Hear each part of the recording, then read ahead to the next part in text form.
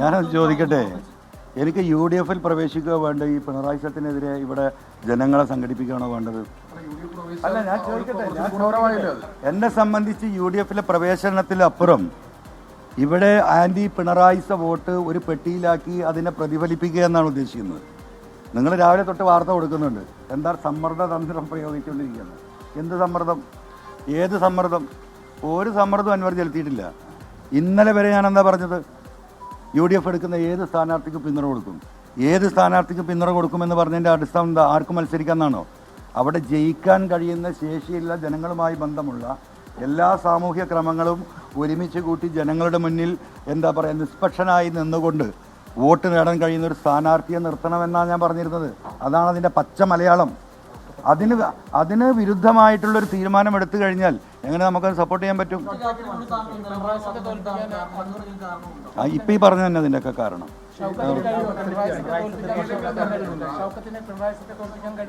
പിണറായി സത്തെ എങ്ങനെയാണ് തോൽപ്പിക്കാൻ കഴിയുക ഷൗക്കത്തിന്? നിങ്ങൾ ഷൗക്കത്തിൻ്റെ ഫേസ്ബുക്ക് ഒന്ന് എടുത്തു നോക്കൂ. ഈ കഴിഞ്ഞ 2 വർഷക്കാലത്തിനിടയ്ക്ക് CPM-നെതിരെയോ ഈ ഗവൺമെൻറ്റിനെതിരെയോ ഒരു വരി എഴുതിയതായിട്ട് നിങ്ങൾക്ക് കാണാൻ കഴിയുമോ? ഒരു വരി എഴുതിയതായിട്ട് കാണാൻ പറ്റുമോ? ഈ ഗവൺമെൻറ്റിനെതിരെ ഒരു വരി എഴുതിയായിട്ട് കാണാൻ പറ്റുമോ?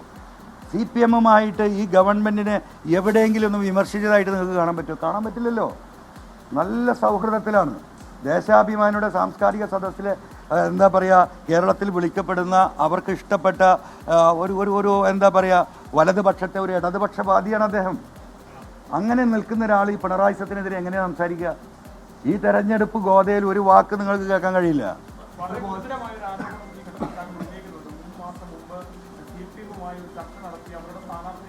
തയ്യാറായ മനസ്സോടെ നിന്ന ഒരാളാണ് എന്ന് പറയുന്നത് വളരെ ഗൗരവമായിട്ടുള്ള ആരോപണമാണ്. അപ്പോൾ എന്ത് അടിസ്ഥാനത്തിലാണ്? അത് നിങ്ങൾ നിലമ്പൂർ പോയ അന്വേഷണം അറിയും. നിങ്ങൾ ഇവിടെ ഇങ്ങനെ വീട്ടിൽ നിൽക്കുന്നതുകൊണ്ടാണ്. നിലമ്പൂർ പോയാൽ നിങ്ങൾക്കറിയാം. നിങ്ങളാരും അറിഞ്ഞിട്ടില്ലേ? അല്ല, നിലമ്പൂരിലെ എല്ലാ രാഷ്ട്രീയക്കാർക്കും ഇത് അറിയാലോ. അത് വയനാട്ടിൽ വെച്ചിട്ടാണ് ചർച്ച നടത്തിയത്. പാർട്ടിയുടെ സംസ്ഥാന സെക്രട്ടറിയുമായിട്ടാണ് ചർച്ച. അല്ല, ഞാനത് വിശദീകരിച്ചല്ലോ. ഞാനത് വിശദീകരിച്ചു. എങ്ങനെ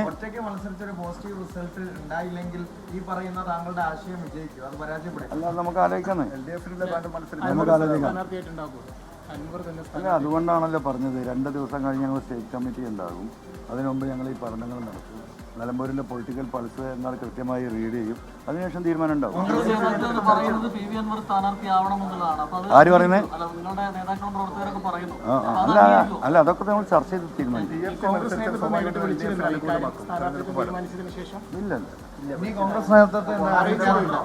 കോൺഗ്രസ് നേതൃത്വത്തിന് എന്താ അറിയിക്കാനുള്ളത്? All the best for everybody.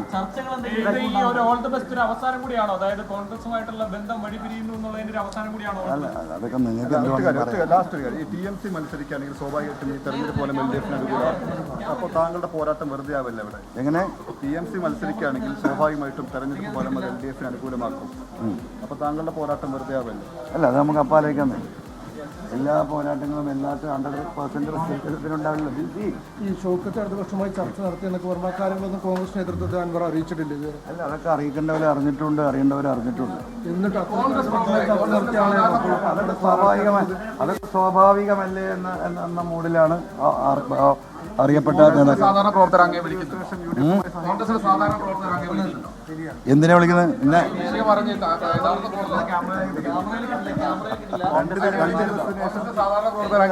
എല്ലാ പ്രവർത്തകരും മനുഷ്യന്മാരെന്നെ വിളിക്കും. അതിൽ കോൺഗ്രസ് പ്രവർത്തകരുണ്ട്. അല്ല, പിന്തുണ എന്തിനു പ്രഖ്യാപിക്കണം? ഇവിടെ നിൽക്കുന്ന എനിക്ക് എന്തിനാ പിന്തുണ പ്രഖ്യാപിക്കുന്നത്? അല്ല, അതൊന്നും ഔദ്യോഗികമല്ലല്ലോ.